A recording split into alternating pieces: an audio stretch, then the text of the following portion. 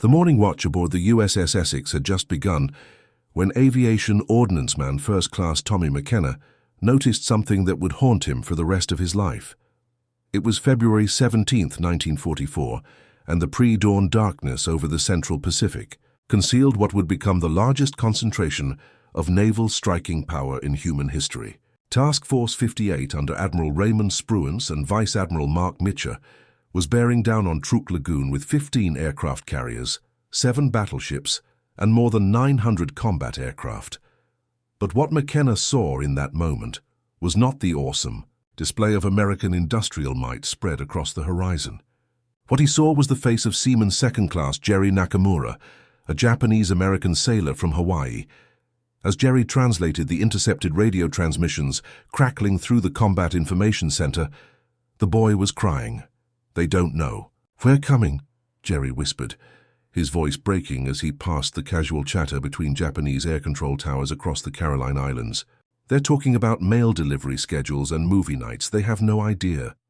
McKenna would later remember this moment as the instant he understood the true magnitude of what was about to unfold.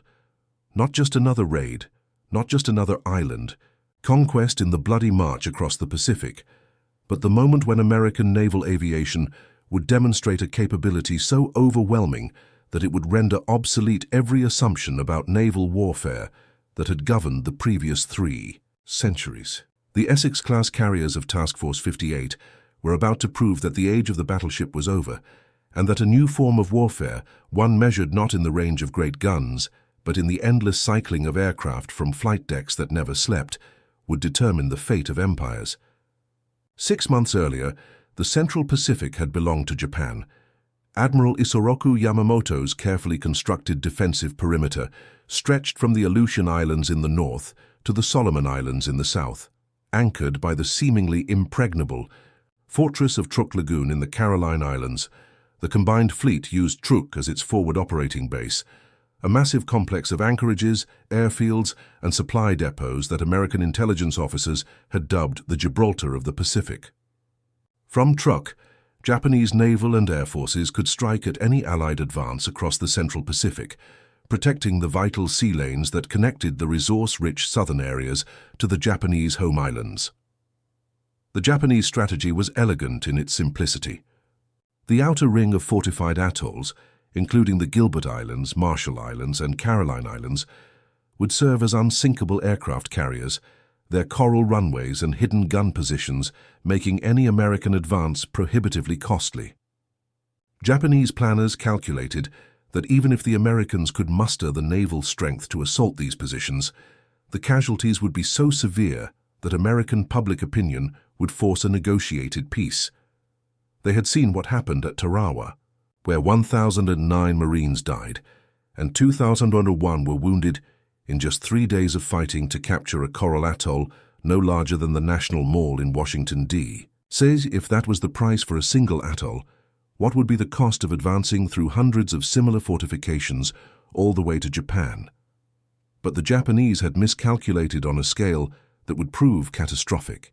They had failed to grasp the true implications of American industrial capacity, and they had not anticipated the revolutionary changes in naval aviation that were even then taking shape in the shipyards of Newport News, Brooklyn, and Norfolk. The Essex-class aircraft carriers that began entering service in late 1943 represented more than just larger flight decks and more aircraft. They represented a fundamental transformation in the nature of naval power itself. Lieutenant Commander David McCampbell, the air group commander aboard the USS Essex, understood this transformation better than most. As he stood on the flight deck in the pre-dawn hours of February 17th, watching the final preparations for the strike against Truk, he could feel the rhythmic vibration of the ship's machinery beneath his feet.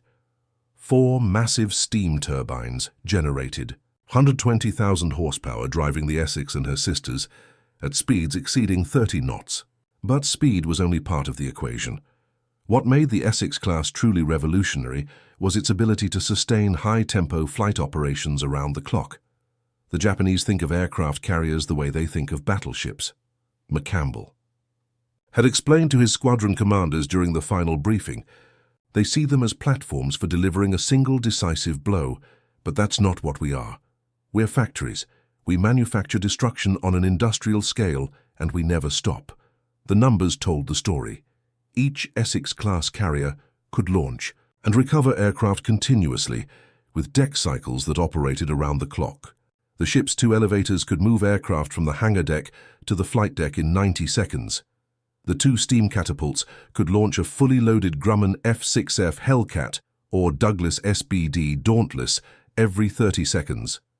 Most critically, the Essex-class had been designed to operate not as individual ships, but as part of integrated task groups, with 3 or 4 carriers supporting each other in circular formations, protected by fast battleships, cruisers, and destroyers.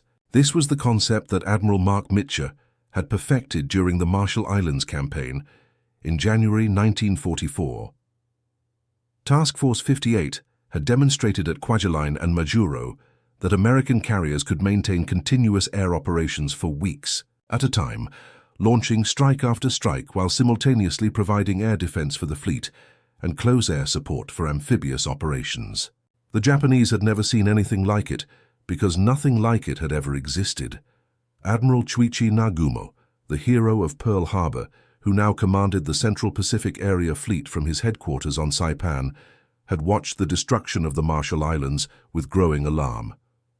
The speed of the American advance was unprecedented. Kwajalein Atoll, which the Japanese had fortified for 2 years and defended with 8,500 troops, had fallen in just 4 days. The American 4th Marine Division and 7th Infantry Division had used lessons learned from the bloody assault on Tarawa to perfect their amphibious tactics. But what truly shocked Nagumo was the role of American naval aviation. The Essex-class carriers had maintained continuous air cover throughout the Marshall Islands operation, launching more than 2,000 sorties in support of the landings. American F-6F Hellcats had swept Japanese aircraft from the skies over Roy Namur and Kwajalein, while SBD Dauntless dive bombers and TBF Avenger torpedo bombers had systematically destroyed every Japanese installation on the captured atolls. But the most disturbing aspect of the American performance was the sustainability of their operations. Japanese carrier doctrine called for massing all available aircraft for a single decisive strike. But the Americans had demonstrated the ability to launch continuous attacks for days on end. "They operate their carriers like we operate our airfields," reported Commander Ryunosuke Kusaka, Nagumo's chief of staff, in a classified assessment sent to Combined Fleet Headquarters in February 1944. "But their airfields can move at 30 knots, and they are defended by battleships." We have no answer for this. Kusaka's report would prove prophetic. As Task Force 58 approached Truk Lagoon in the early morning hours of February 17th, the Japanese combined fleet was about to discover that their most powerful fortress had become a trap. The first indication that something was wrong came at 05:30 hours, when radar operators at Truk's Eaton Airfield detected a large formation of aircraft approaching from the east. Lieutenant Jiro Tanaka, the duty officer at the Truk Air Control Center, initially dismissed the contacts as a navigation error. American aircraft carriers were known to be operating in the Marshall Islands, more than 700 miles away. No carrier-based aircraft had the range to strike Truk from that distance and return safely to their ships. But at 06:15 hours, as the sun rose, over the Caroline Islands, 72 Grumman F-6F Hellcats from Task Force 58 swept over Truk's northern airfields at treetop level. The fighters belonged to air groups from the USS Enterprise, USS Yorktown, USS Essex, USS Intrepid, and USS Bunker Hill, supported by the light carriers USS Belleau Wood, USS Cabot, USS Monterey, and USS Cowpens. This was the largest carrier strike force ever assembled, and it had approached Truk undetected by maintaining strict radio silence and operating beyond the range of Japanese reconnaissance aircraft. The Japanese response was immediate but confused. Approximately 80 Mitsubishi A6M0 fighters scrambled from Truk's 3 operational airfields, but they faced several critical disadvantages. First, the American Hellcats held both altitude and speed advantages over the lighter Japanese fighters. Second, the Japanese pilots were largely inexperienced replacements. hastily trained to replace the veteran aviators lost in the prolonged fighting over Rabaul and Bougainville. Most critically, the Americans had achieved complete tactical surprise. Ensign Roy Rausch, flying a Hellcat from the USS Lexington, would later describe the air battle over Truk as the most one-sided fight I ever saw.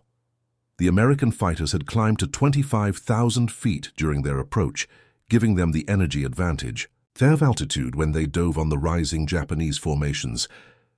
The F-6F Hellcat, with its 2,000 horsepower Pratt & Whitney R2800 radial engine, could dive faster than the Zero while maintaining better control at high speeds. More importantly, the Hellcat's heavy armor and self-sealing fuel tanks allowed it to absorb damage that would have destroyed a Japanese fighter.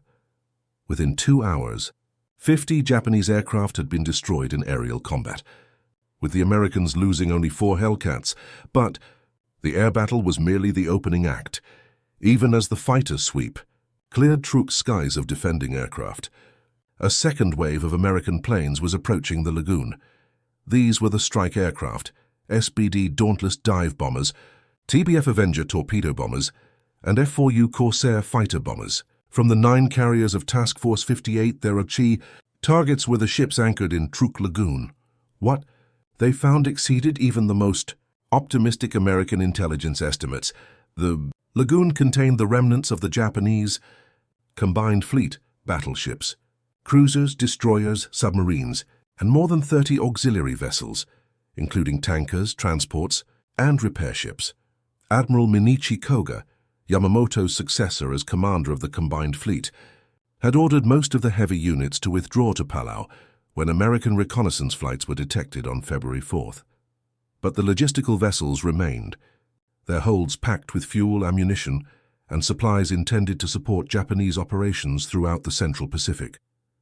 Lieutenant Frank Lawler, piloting an SBD Dauntless from the USS Enterprise, selected the largest target he could find, the submarine tender Rio de Janeiro Maru, a converted passenger liner that had been serving as a floating repair facility for Japanese submarines.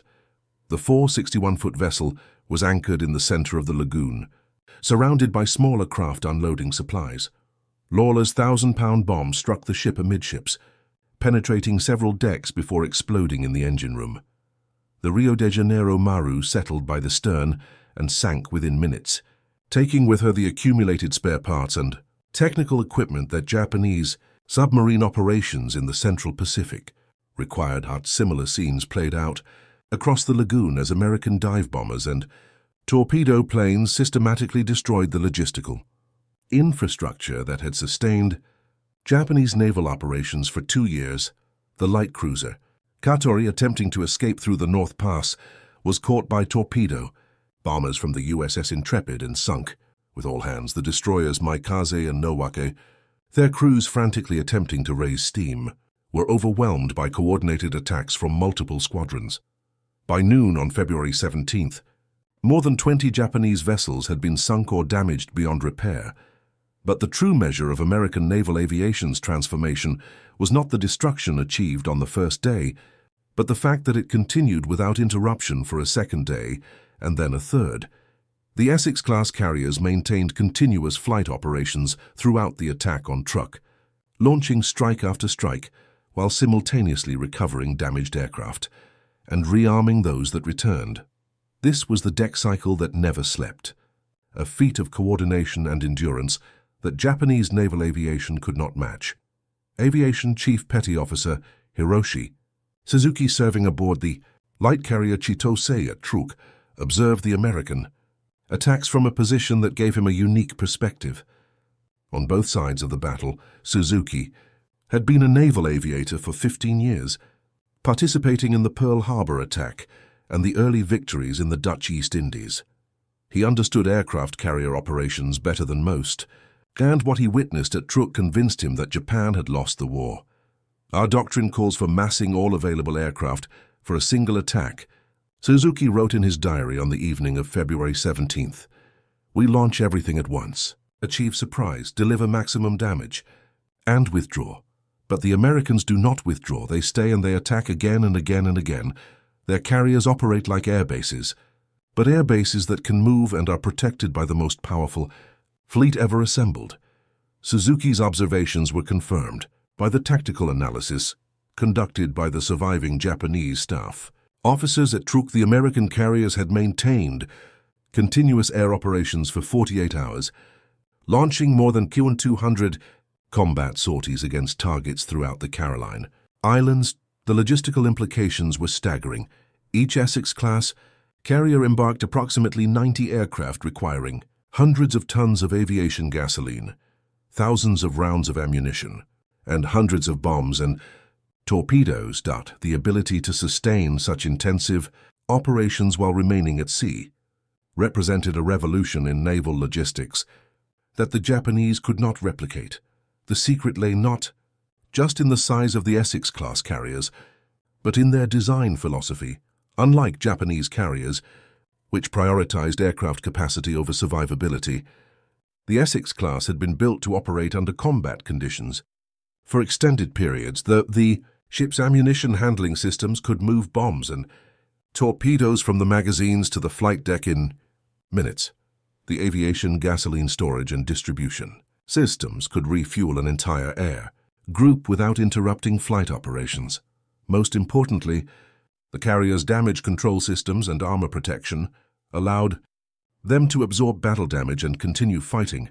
This last capability would be demonstrated repeatedly throughout 1944 and 1945. The USS Franklin survived 2 major kamikaze attacks, including one that penetrated the flight deck and exploded in the hangar bay, killing more than 700 men. The USS Bunker Hill endured similar damage and continued operating. Not a single Essex-class carrier was sunk during the war, despite sustained attacks by Japanese aircraft, submarines, and suicide bombers. The implications of this survivability extended far beyond individual ships because Essex-class carriers could absorb damage and continue fighting. American task force commanders could accept risks that would have been suicidal for more fragile vessels. This aggressive doctrine, pioneered by Admiral Mitscher, allowed Task Force 58 to operate deep within the Japanese defensive perimeter, striking targets that had previously been considered unreachable. The destruction of Truk Lagoon demonstrated this new reality with devastating clarity. On February 18th, the second day of Operation Hailstone, American carrier aircraft destroyed an additional 27 Japanese vessels and finished off targets that had been damaged on the previous day. The total destruction included 12 warships, 32 merchant vessels, and 275 aircraft. More than 140,000 tons of Japanese shipping lay on the bottom of the lagoon, along with the fuel, ammunition, and supplies that had been intended to sustain Japanese operations throughout the Central Pacific. But the strategic impact of the Truk raid extended far beyond the immediate destruction. The Japanese combined fleet, deprived of its forward operating base, was forced to withdraw to bases in the Western Pacific, beyond the range of American land-based aircraft, but also beyond effective striking distance of American advances in the key Marshall and Gilbert Islands.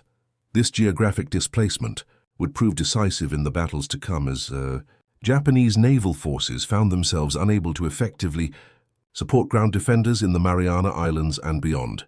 The American success at Truk also validated the strategic concept underlying the Central Pacific campaign. Rather than advancing through the heavily fortified Japanese positions in a series of costly frontal assaults, Admiral Chester Nimitz's forces could use their superior mobility and striking power to neutralize key enemy positions and then bypass them entirely.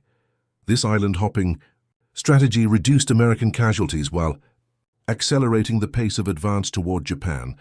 The foundation for this strategy had been laid in the Gilbert Islands 3 months earlier, where American forces had first demonstrated the integration of carrier aviation, amphibious assault, and advanced base construction that would characterize the Central Pacific campaign.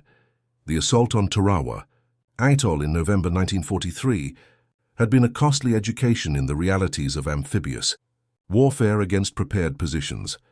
The 2nd Marine Division had suffered more than 3,000 casualties in capturing Batio Island, Coral Atoll, barely 300 acres in size, But the lessons learned at Tarawa would transform American amphibious doctrine and make possible the rapid advances that followed.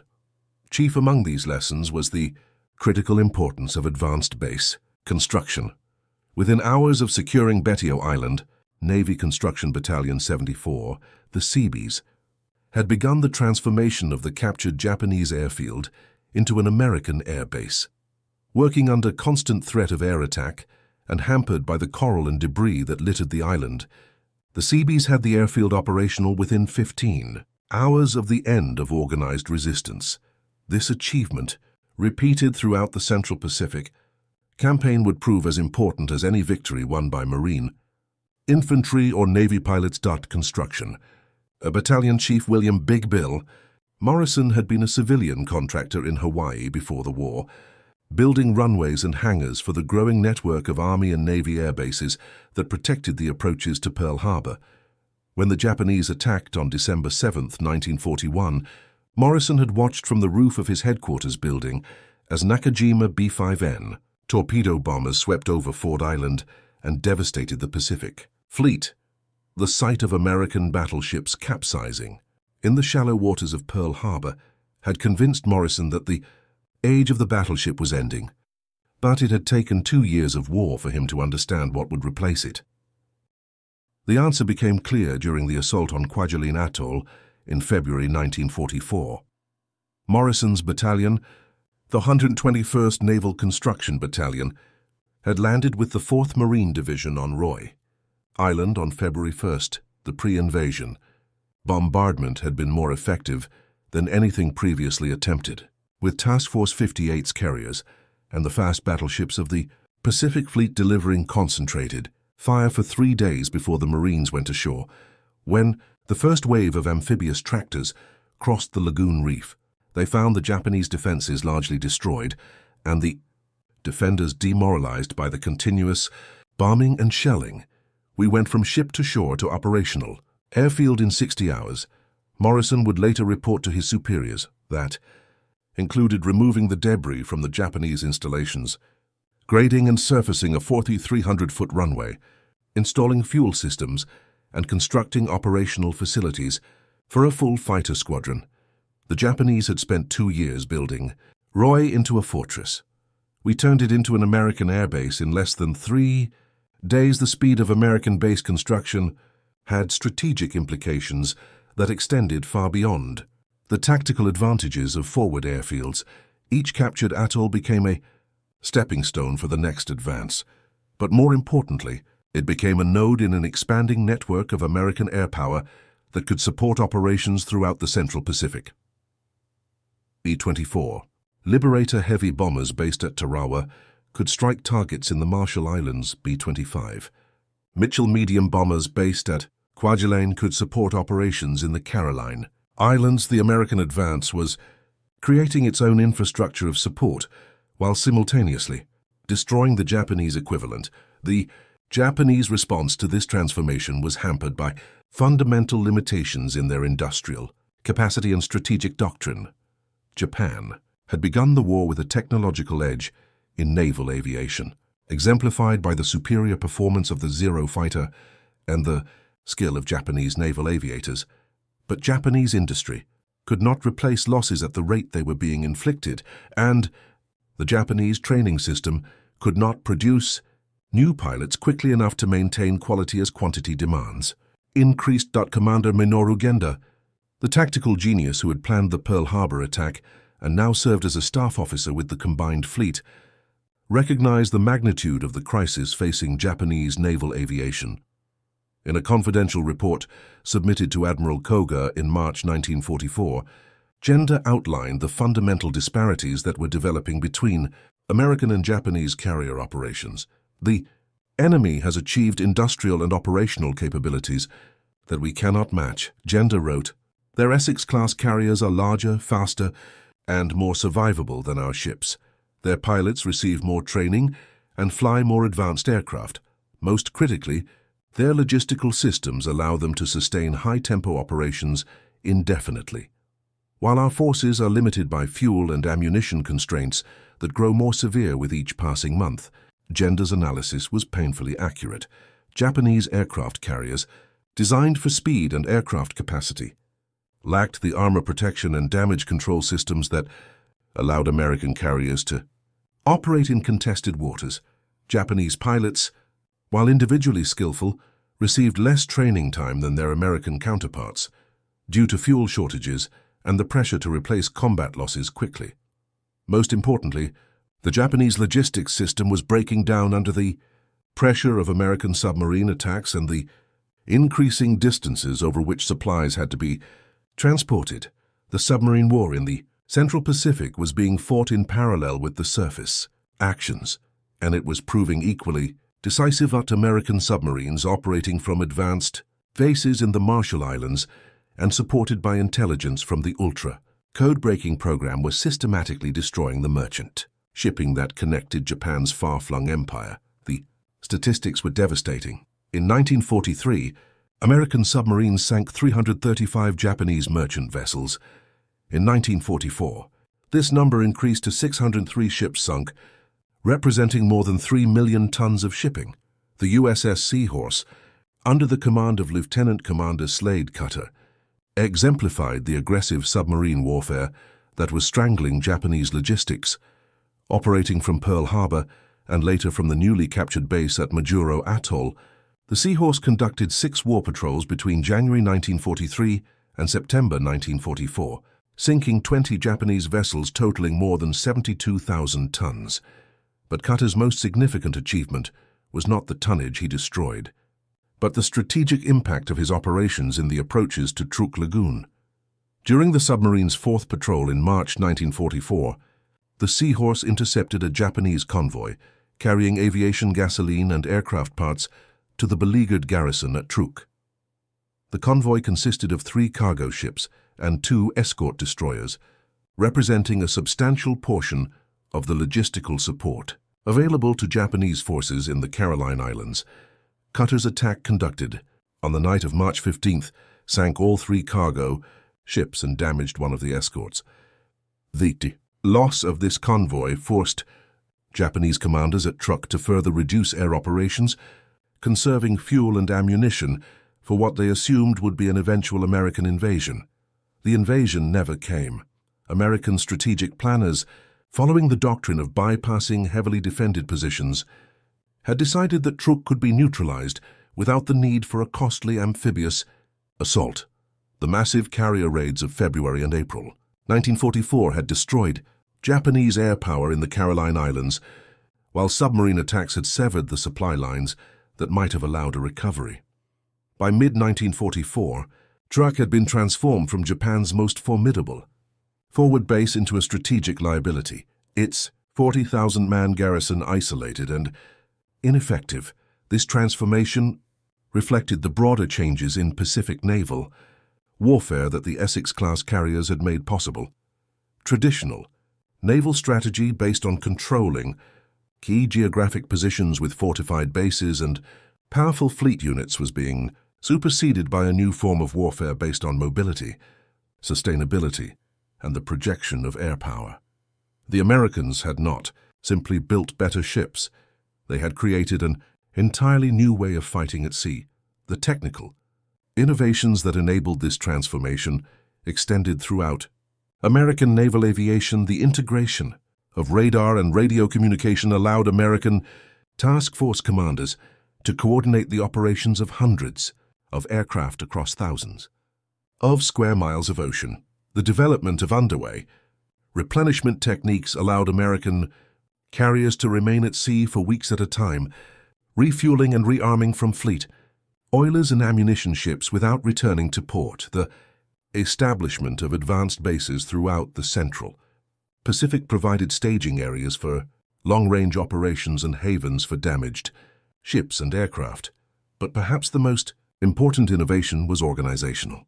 The alternating command structure that Admiral Ernest King had established for the Pacific Fleet allowed American forces to maintain continuous operations while giving commanders time to plan future operations. When Admiral Raymond Spruance commanded the Fifth Fleet, his carriers were designated Task Force 58 under Admiral Mitscher. When Admiral William Bull Halsey commanded the Third Fleet, the same carriers became Task Force 38 under Admiral John McCain. This rotation allowed one command team to conduct active operations while the other planned the next offensive, creating an operational tempo that the Japanese could not match. The Japanese were acutely aware of their disadvantage, but lacked the industrial capacity to remedy it. Captain Atsushi Oi, a staff officer with the Combined Fleet, who had observed American operations from the beginning of the war, submitted a detailed analysis to the Naval General Staff in April 1944 that outlined the hopelessness of Japan's position in the Central Pacific. The enemy has demonstrated the ability to project air power on a scale that renders our fixed defenses obsolete. OI wrote, "Their carrier task forces can deliver more aircraft to any target in the Central Pacific than we can base permanently at that location. Worse, their mobile bases can be reinforced and supplied indefinitely, while our fixed installations become isolated and untenable once the enemy achieves local air superiority." Oi's report recommended a fundamental change in Japanese strategy, withdrawing the Combined Fleet to the waters near Japan, where it could be supported by land-based aircraft, and concentrating defensive efforts on the Mariana Islands, which were close enough to Japan to receive meaningful support. This recommendation would be partially adopted, but it came too late to alter the outcome of the Central Pacific Campaign. The assault on the Mariana Islands in June 1944 would demonstrate the full maturation of American amphibious and carrier warfare doctrine. Task Force 58, now expanded to 15 fleet carriers and 4 light carriers, would support the simultaneous invasion of Saipan, Guam and Tinian while simultaneously defeating the Japanese mobile fleet in the Battle of the Philippine Sea, the Great Marianas Turkey Shoot, as American pilots dubbed the aerial battles of June 19th to 20th, 1944, would destroy the last effective remnant of Japanese carrier aviation, but the foundations for that victory were laid in the seemingly routine operations of the Essex-class carriers during the long months of 1943 and 1944, when American flight decks maintained their relentless cycle of launch and recovery day and night in all weather, under all conditions. It was this capability, the ability to sustain high-tempo operations indefinitely, that gave American naval aviation its decisive advantage over its Japanese opponents. Lieutenant Saburo Sakai, one of Japan's most successful fighter pilots, experienced this transformation firsthand during the fighting over the Marshall Islands. Sakai had scored more than 60 victories during the early phase of the war, including several American aircraft shot down during the Pearl Harbor attack. But his encounter with American F-6F Hellcats over Kwajalein in February 1944 convinced him that the tide of war had turned irrevocably. The Americans had learned how to fight. Sakai wrote in his memoir, "Their aircraft were better than ours, their pilots were better trained, and there were many more of them. But what truly frightened me was their organization. Japanese fighters would attack individually, each pilot seeking personal glory. American fighters attacked as a team with coordinated tactics and mutual support. They fought like a machine, and we could not defeat a machine with individual courage." Sakai's observation captured a fundamental aspect of the American transformation in naval aviation. The technical superiority of American aircraft and the industrial capacity that produced them in vast numbers were important, but equally critical was the development of tactical doctrine that maximized the effectiveness of these advantages. American carrier air groups trained extensively in coordinated attack techniques using radio communication and standardized procedures to deliver concentrated firepower against selected targets. This tactical evolution was exemplified by the air group aboard the USS Essex, commanded by Lieutenant Commander David McCampbell. McCampbell, who would become the Navy's leading ace with 34 confirmed victories, had developed a training program that emphasized teamwork over individual skill. His pilots practiced coordinated attacks against simulated targets, learning to divide responsibilities and provide mutual support during combat. The results were demonstrated repeatedly during the Central Pacific Campaign, as Essex Air Group consistently achieved superior results against Japanese opposition. "We don't train heroes," McCampbell explained to a war correspondent during the Marianas campaign. "We train professionals. A hero might shoot down 2 or 3 enemy aircraft before he gets killed. A professional will shoot down 1 enemy aircraft and come back to do it again tomorrow, and the day after that, and the day after that." This professional approach to naval aviation was reflected in every aspect of American carrier operations. Maintenance procedures were standardized across all ships, allowing air groups to transfer between carriers without losing efficiency. Logistical systems were designed for sustainability rather than maximum capacity, ensuring that operations could be maintained even under adverse conditions. Most importantly, American commanders planned operations with the expectation that they would continue for weeks or months rather than hours or days. The contrast with Japanese carrier doctrine was stark. Japanese naval aviation had been built around the concept of the decisive battle in which all available forces would be concentrated for a single overwhelming attack that would determine the outcome of the campaign. This doctrine had worked effectively during the early phase of the war, when Japanese forces enjoyed technological and tactical superiority, but as American capabilities increased and Japanese resources dwindled, the limitations of this approach became apparent. The Japanese carrier force that faced Task Force 58 in the Battle of the Philippine Sea in June 1944 exemplified these limitations. Admiral Jisaburo Ozawa's mobile fleet included 9 aircraft carriers embarking approximately 430 aircraft, a substantial force by any previous standard. But Ozawa's pilots were largely inexperienced, having received minimal training due to fuel shortages and the urgent need to replace combat losses. The carriers themselves were operating with reduced ammunition loads and limited fuel capacity, reflecting the breakdown of Japanese logistics in the Central Pacific. When Ozawa launched his attack against Task Force 58 on June 19, 1944, the result was a catastrophe that Japanese naval aviation would never recover from. American F-6F Hellcats, guided by radar and coordinated by experienced fighter directors, intercepted the Japanese formations before they could reach the American carriers. In a series of aerial battles that lasted throughout the day, American pilots shot down more than 300 Japanese aircraft while losing fewer than 30 of their own. The lopsided nature of the defeat earned the engagement its nickname, the Great Marianas Turkey Shoot. But the aerial victories, devastating as they were, represented only one aspect of American superiority in the Battle of the Philippine Sea. Task Force 58 demonstrated its sustainability by continuing operations after repelling the Japanese attack, launching its own strikes against Ozawa's retreating fleet. American dive bombers and torpedo planes sank the carriers Hiyo and Shokaku and damaged several other vessels, while submarines operating in coordination with the carrier task force sank the carrier Taiho and the destroyer Shigure. The coordination between surface and submarine forces highlighted another innovation in American naval warfare. The Essex-class carriers and their supporting vessels maintained continuous communication with American submarines operating in the area, sharing intelligence about enemy movements and coordinating attacks to maximize damage. This level of inter-service cooperation was unprecedented in naval warfare and reflected the comprehensive approach to military innovation that characterized American strategy in the Pacific.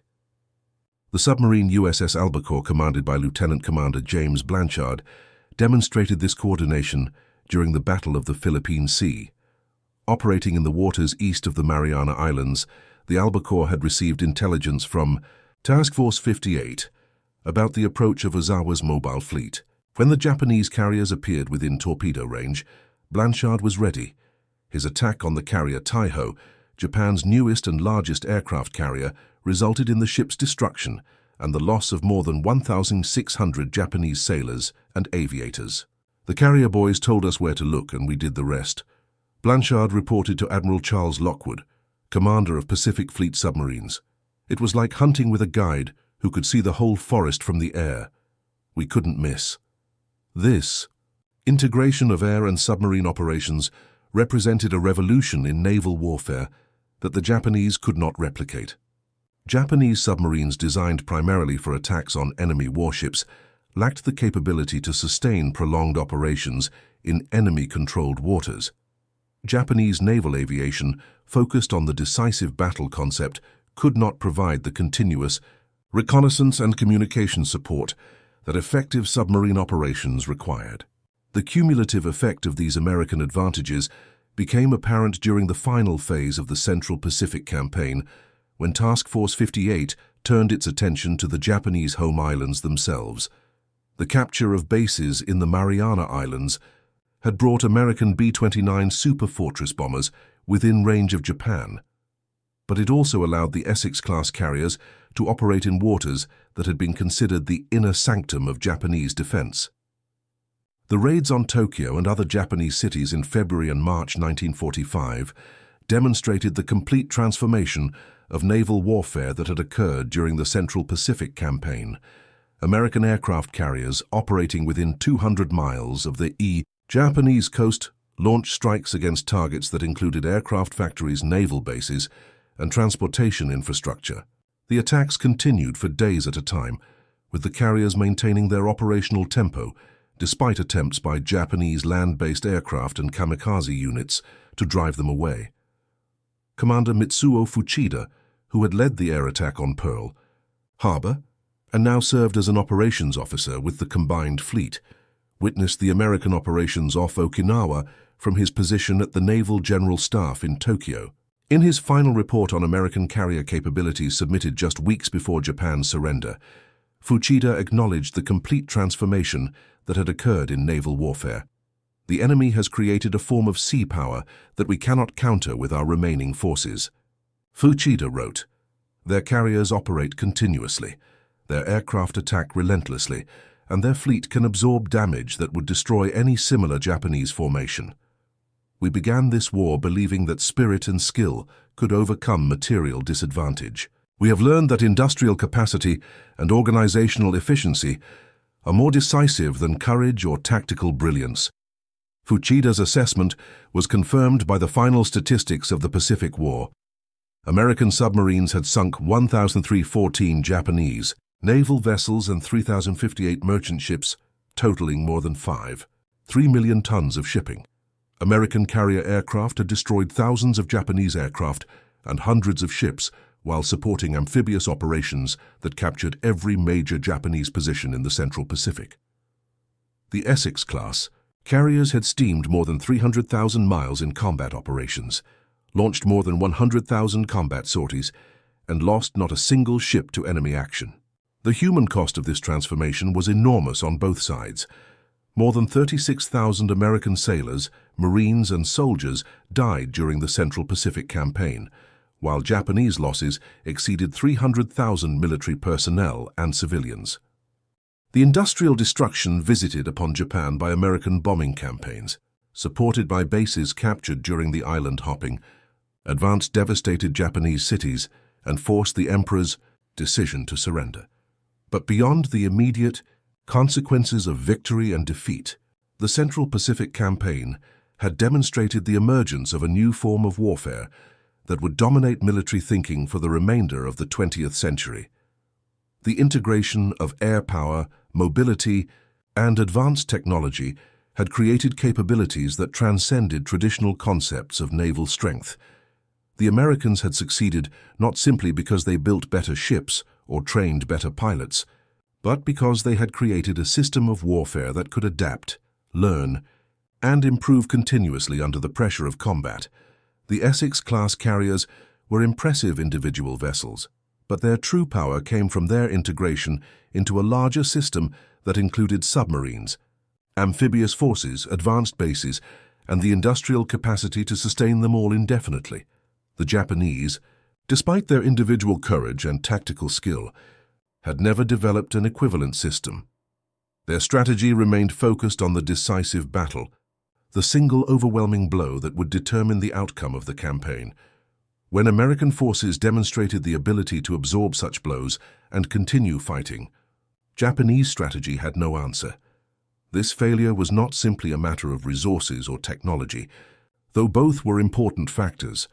It reflected a fundamental difference in strategic thinking between the two nations. American military planners, influenced by their experience in previous wars and their understanding of industrial warfare, had designed their forces for sustained operations under adverse conditions. Japanese planners, influenced by their experience in previous conflicts against technologically inferior opponents, had optimized their forces for short, decisive campaigns against enemies who could not replace their losses. The Central Pacific campaign demonstrated which approach was better suited to the realities of modern warfare.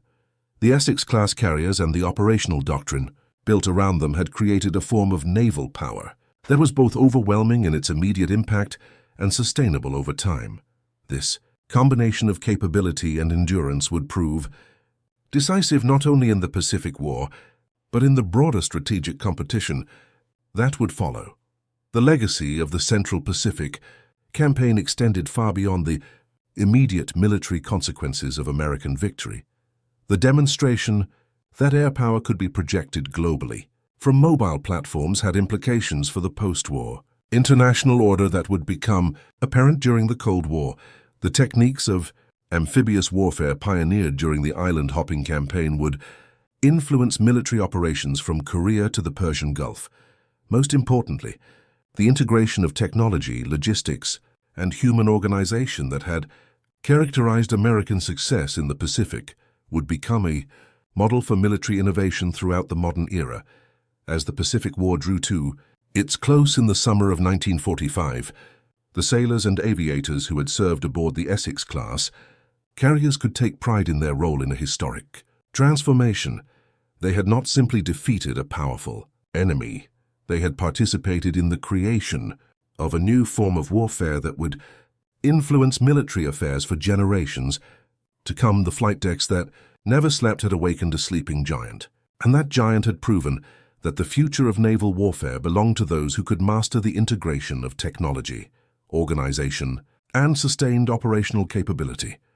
The carriers of Task Force 58 had written their names in the historical record, not through any single dramatic battle, but through the cumulative effect of thousands of routine operations executed with professional competence under the most demanding conditions imaginable.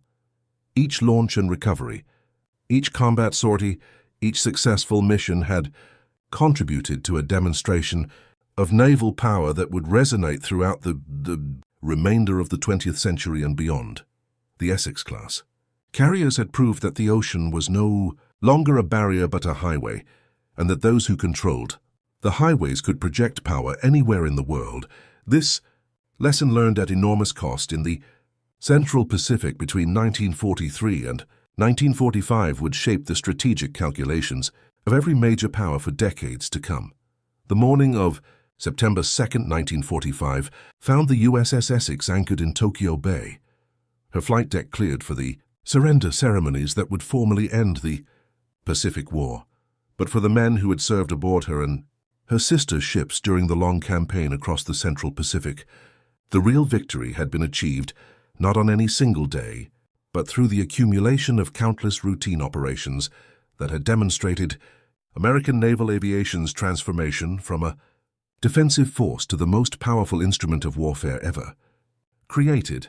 They had indeed built something new, something that the world had never seen before. And in building it, they had changed the nature of warfare itself, creating capabilities that would influence military affairs for generations to come. The Essex-class carriers and the doctrine built around them had not simply won a war, they had defined the future of naval power in the modern era.